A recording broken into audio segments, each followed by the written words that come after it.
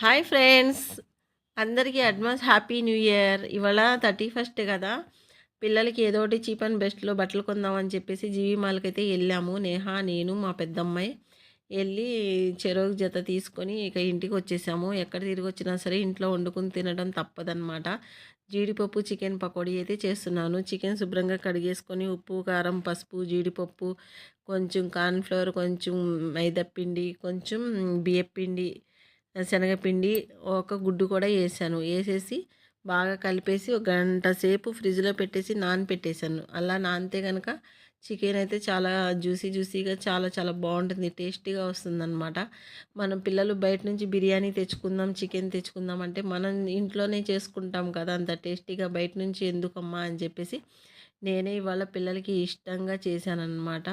31st night ఏదో ఒకటి తిని వాళ్ళు సాటిస్ఫాక్షన్ అవుతారు, మంచిగా ఎంజాయ్ చేసుకుంటారు. చూసారా, చికెన్ అయితే ఫ్రిడ్జ్లో నుంచి తీసి డైరెక్ట్గా ఇలా కడాయిలో నూనె పోసుకొని వేసేసాను. చాలా చాలా బాగా వచ్చింది. అలా తింటుంటే జీడిపప్పు పలుకులు తగులుతూ చాలా బాగుంది. లాస్ట్లో కొంచెం కరివేపాకు వేసుకొని మంచి సువాసన. పచ్చిమిర్చి వేద్దాం అనుకున్నాం కానీ పిల్లలు తినట్లేదు, అందుకని పచ్చిమిర్చి వేయకుండా మామూలుగానే కరివేపాకు వేసి ఇలా తీసేసాను, డీప్ ఫ్రై చేసి. చాలా బాగుంది కదా, సూపర్గా ఉంది. అయితే నేహాకి చాలా ఇష్టం కాబట్టి అంతా నేను కేజీ చికెన్ చేశాను. కేజీ చికెన్లో సగం నేహానే తినేసింది. చాలా బాగుందన్నమాట. ఈ హ్యాపీ న్యూ ఇయర్ కదా ఫ్రెండ్స్, మీ అందరికీ మంచి జరగాలని కోరుకుంటూ మీ అందరికీ మళ్ళీ మళ్ళీ అడ్వాన్స్ హ్యాపీ న్యూ ఇయర్ అనమాట. నేను కూడా చికెన్ తిన్నాను, చాలా చాలా బాగుంది. ఇంకా మా ఇంటిగల ఆంటీ పైనుంచి కిందకి దిగి ఇలా ముగ్గులేస్తున్నారు.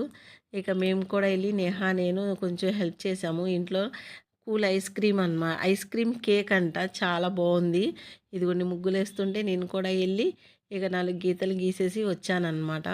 చాలా బాగా, మాకు రోడ్డు కొంచెమే ఉంటుంది, ఆ ఉన్న కొంచెం దాంట్లో ఇలా ముగ్గులేసాం. అందరికీ once again happy new year.